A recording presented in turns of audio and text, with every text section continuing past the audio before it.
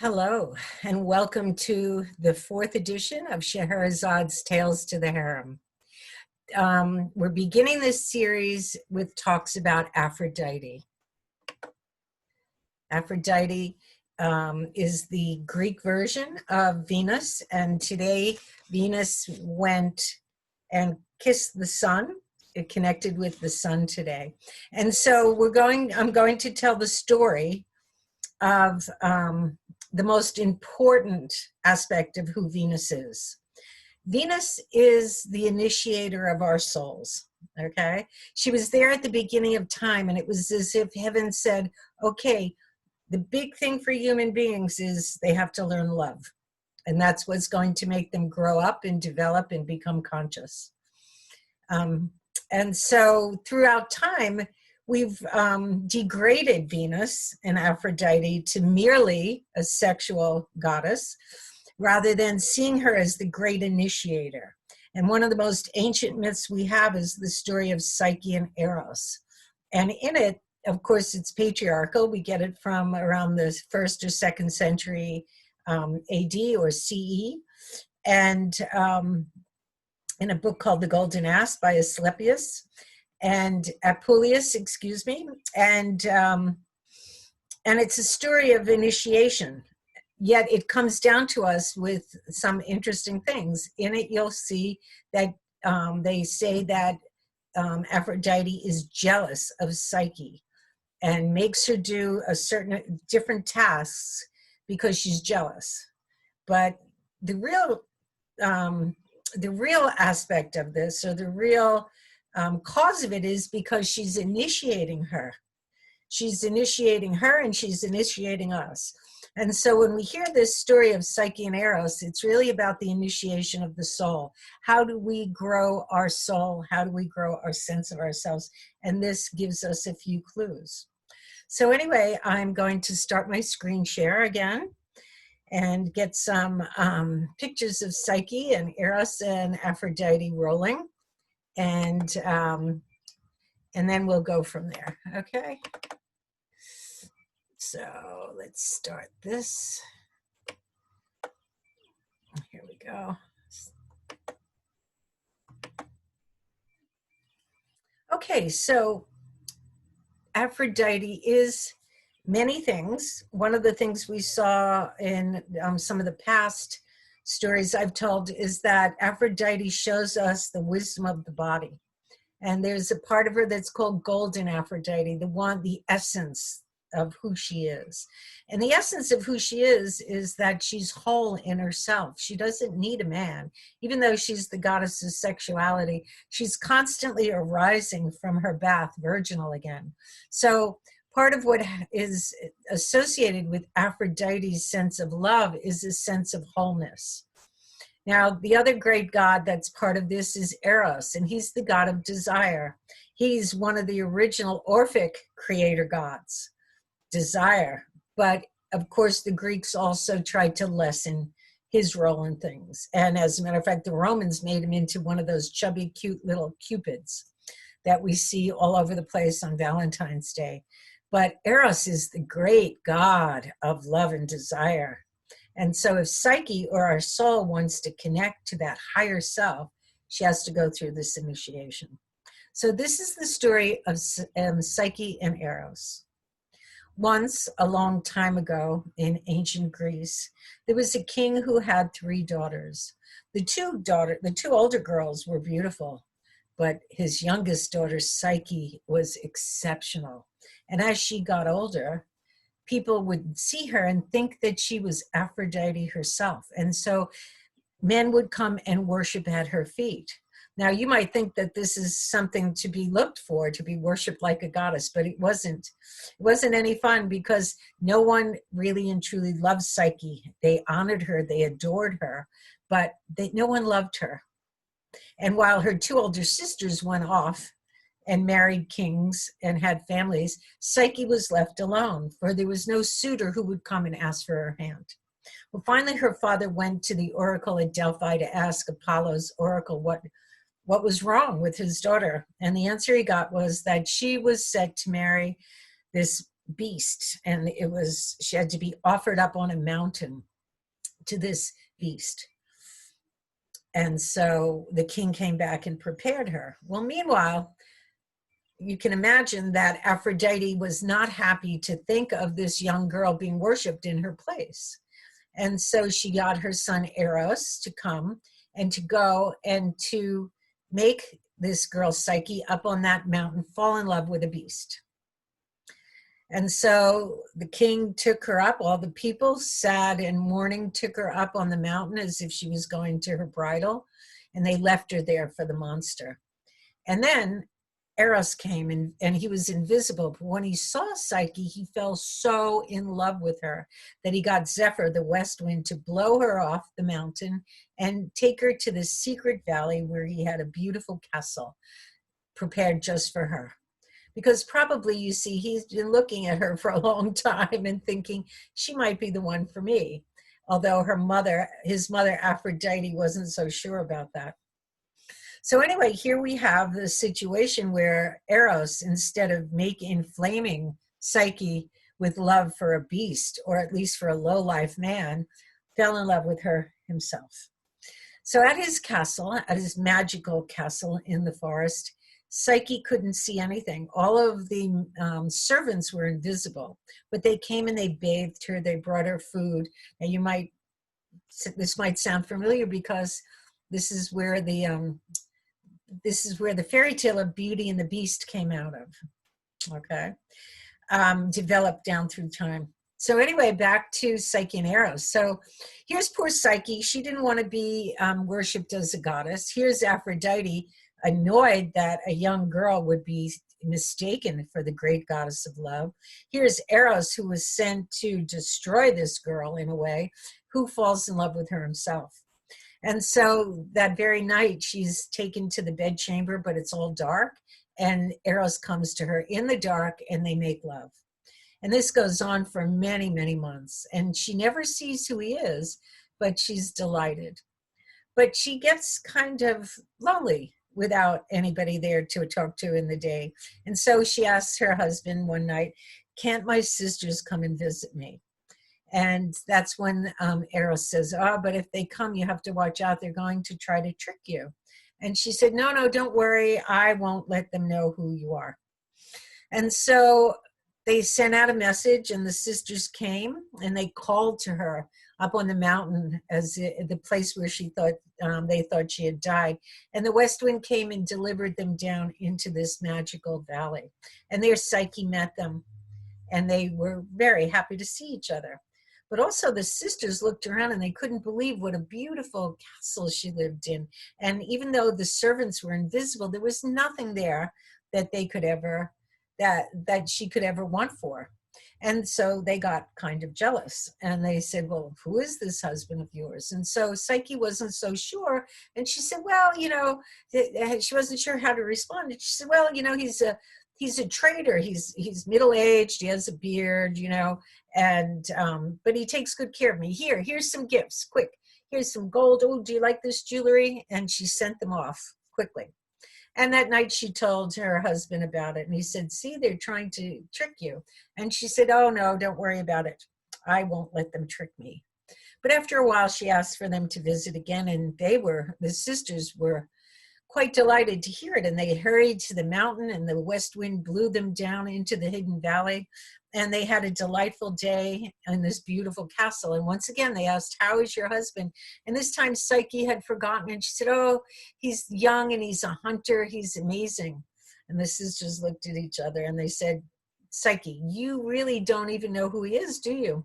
And finally she broke down and she said, no, I don't. I only see, he comes to me at night in the dark, and I really don't know what he looks like or who he is. And the sisters, because they were jealous, they said, well, maybe he's a monster. Remember, you were supposed to marry a monster. Maybe you have. And Psyche said, oh, no, it couldn't be, because his body feels delicious, and it doesn't feel scary when I'm with him. And they said, oh, he could be tricking you. You never know when he'll eat you up. And so Psyche then thought, well, what should I do? And the sister said, well, hide away a little oil lamp, and when he's asleep, light it and take a look. And also have a knife around just in case he's a monster and you can kill him. And so off they went on the backs of the west wind, happy that they had talked Psyche into this whatever. Okay. So that night, Psyche put away a knife and a little oil lamp, hid it away. And after she had made love to her husband and he was asleep, she snuck out of bed and she lit a lamp and she went over and looked at him. And he was the most beautiful man she had ever seen. And she looked at his arrows and she touched her fingertip to one of the arrows and drew a little blood and fell in love with love. And as she looked and bent over him once again with that oil lamp, some of the oil spilled out and burnt his shoulder. And he woke up and he went, Psyche, how could you do this? You had promised me that you wouldn't look, and now you have, and now I have to leave. And you were pregnant with my child, and I will leave you. And he did, and his magical castle disappeared. And so there was poor Psyche stuck all by herself in the middle of nowhere, pregnant. And so she took off and she went on a journey. And the first thing she did was try to throw herself in a river. But she met the great god Pan, the god of nature, and he said, what's the matter? Why are you trying to kill yourself? And she said, well, my lover has left me. And so Pan said, you have to pray to Eros, the god of love. He will get your man to come back to you, and he will fulfill all your desires. But what happens when you're in love with love? Psyche didn't know what to do, but she didn't, instead of killing herself, she thought, well, okay, I think I'll go and get a hold of my sisters. And so she did. She traveled to each of their houses, and at each house she told them, oh, he was the most beautiful man, but as soon as he saw that I was looking at him, he told me to leave, and he said he wanted you.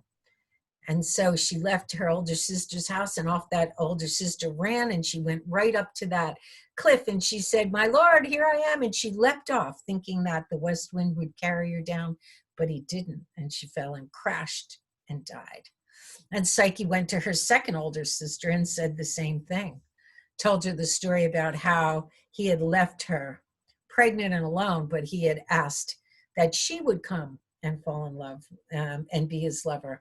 And this second sister ran off just like the first sister did and stood up on that cliff and said, my lord, my love, here I am, and flung herself off, only to crash and die. And so Psyche had her revenge in some ways. So Psyche continued on her way, and she went and she would stop at different temples. She stopped at Demeter's temple and thought, well, maybe Demeter, the mother goddess, will help me. But as soon as Demeter saw her in the temple, she said, you can't stay here, my dear. Aphrodite is so angry at you. Do you know her son Eros came back, his whole shoulder was burnt, and he's off in a room in Aphrodite's palace, not talking to anyone. I'd love to help you, but I can't. You have to leave. And so poor Psyche went on, and she found the temple of Hera, the goddess of marriage, and she prayed to Hera, and she said, great Hera, I am a deserted wife. Can you help me? But when Hera saw her, she said, oh no, I'm not getting involved between you and Aphrodite. I'm sorry, I can't help you. That naughty boy, Eros, he does things like this, and he brings trouble to all of us, and I'm not getting involved. The best thing you could do is just go right to Aphrodite and offer yourself to her.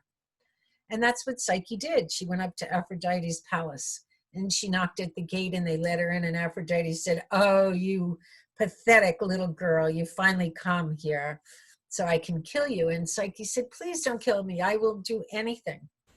And so Aphrodite, who was getting ready to go to a wedding on Olympus, scattered a whole bowl of seeds, all different kinds of seeds on the ground. And she said, well, I'll see how we do. Pick up all these seeds, sort them out for the night. And when I come back, if you've sorted them, maybe I'll think about letting you see Eros. And she left. Well, Psyche didn't know what to do. She tried to sort the seeds, but if you've ever had a whole bowl of seeds, you know how hard it is. And she started to cry. But finally, or in the middle of crying, she felt these little tiny sensations on her leg and her arm, and she looked down and there were all of these ants, and these ants came and they helped her. They sorted all the seeds because, you know, ants are patient and they can pick up loads that are way heavier than their body weight. And that's one of the lessons, I guess, in this initiation for us, that we have to slowly and with patience feel what we're feeling and sort out our desires and our feelings. So anyway, when Aphrodite came back in the morning, all the seeds were in piles, and she said, "How did you do this, wretched girl? Okay, here, take a basket. I want you to go down to those fields, and there's some rams from the sun, okay? And you have to gather me this basket of the golden fleece from those rams." And so Psyche set off down to the field, and she could see them in the distance, and they were butting heads, and it was horrific. They were quite rambunctious, and she didn't know what to do. And suddenly she heard a little thin voice go, "Psyche, Psyche," and she looked around, and there was a reed growing up out of the ground. And she said, "Are you talking to me?" And the reed said, "Yes, this is what you have to do. Wait until the sun starts to go down. Their energy gets lower. And then you can sneak down and take some of the fleece off of all of those bushes, because when they run around and are very wild, they brush up against those bushes and clumps of their fleece are left there." And so she did exactly what that reed told her to do. And she went down, and there all the rams were sleeping, and there was enough to fill up her whole basket with this golden fleece. And she took it back to Aphrodite, who was quite surprised and said, "Well, I don't know how you did that, but here's a pitcher of water. Now go up to the mountain and get me a pitcher of the water from the river Styx." And Psyche thought, "I don't know how to do this. What am I doing?" And she walked along, and she was quite sad. But Zeus, the father god, looked down on her and had pity on her because he knew what was going on. And he sent his eagle down to her. And the eagle grabbed the pitcher and took it all the way up that mountain. And there were these dragons there guarding the source of the river. And the eagle of Zeus slipped in and filled that pitcher up with water and brought it back down to Psyche. Now, we all know that eagles are the birds of great spirit. I saw 2 eagles the other day myself. They're magnificent. They are such an image of spirit coming and helping us. And there was Psyche being helped, not only by the reed, by Mother Earth, but also by Father Sky. And so she brought the pitcher back to Aphrodite, and how Aphrodite just couldn't believe that this was happening. And she said, "Okay, well, there's one last thing I want you to do. I want you to go down into Hades to talk to my sister goddess Persephone, and I want you to ask her for a box of her beauty."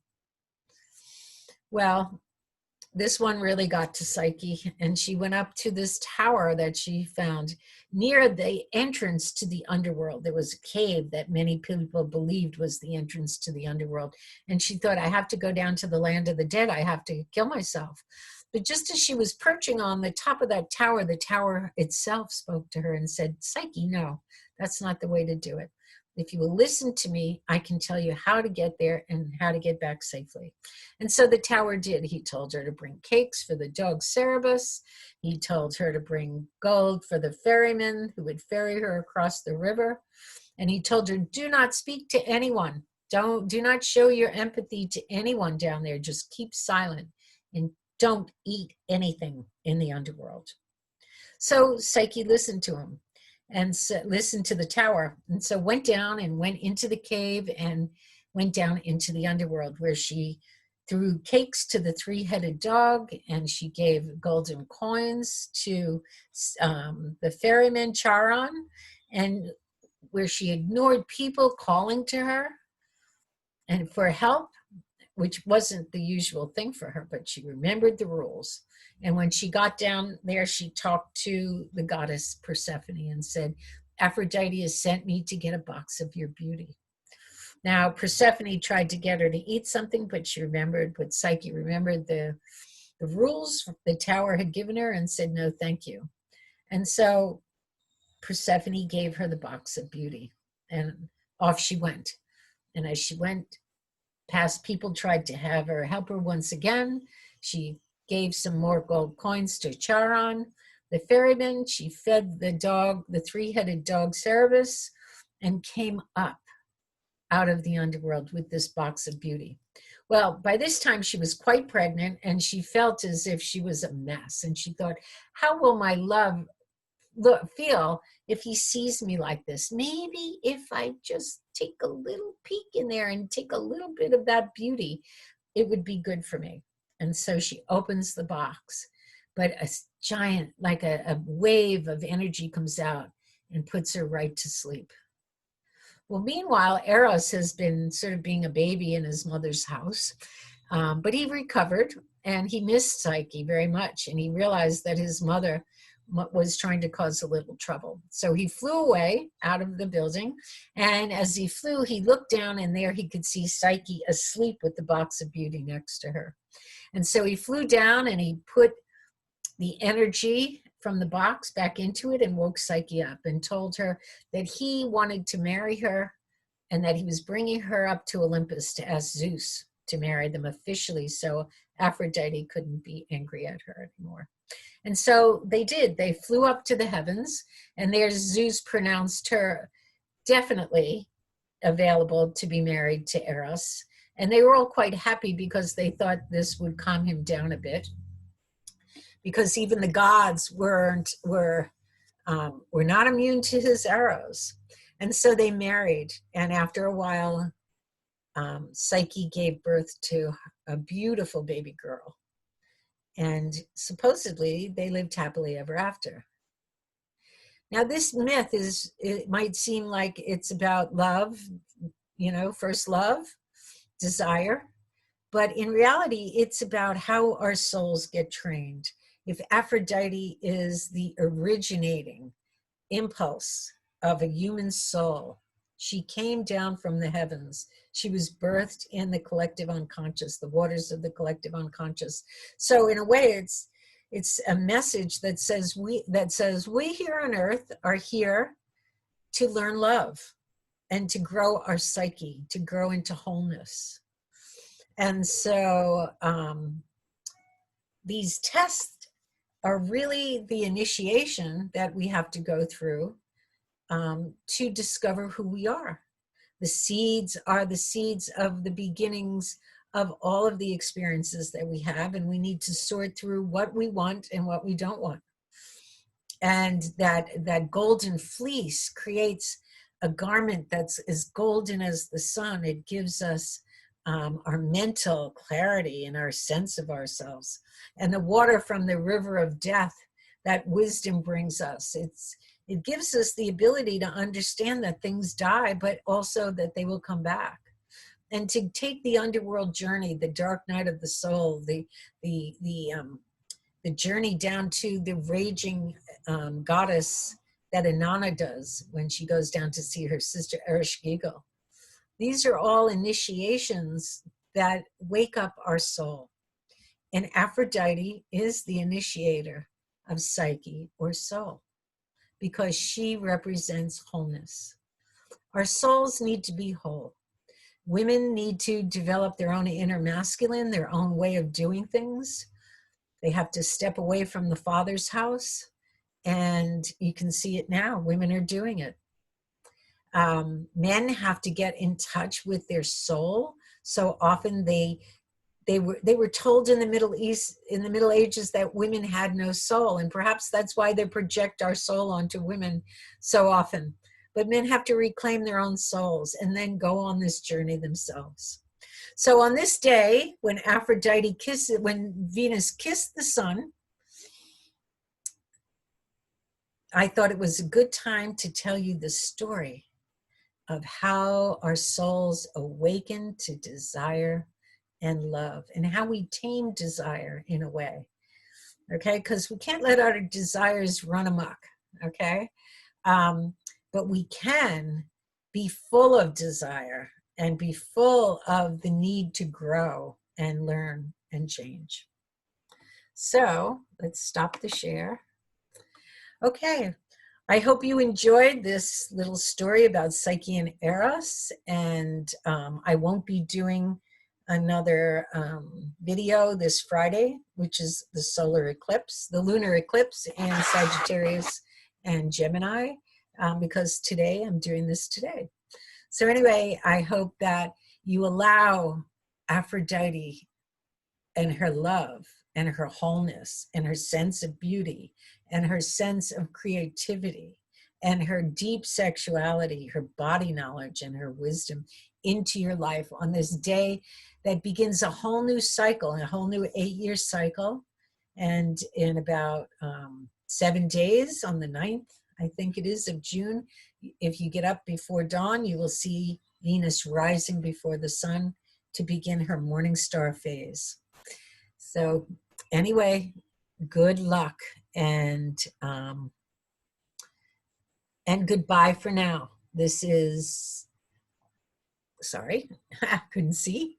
This is Kathy Pagano, and this is Scheherazade's Tales to the Harem, Aphrodite as Initiator of Soul.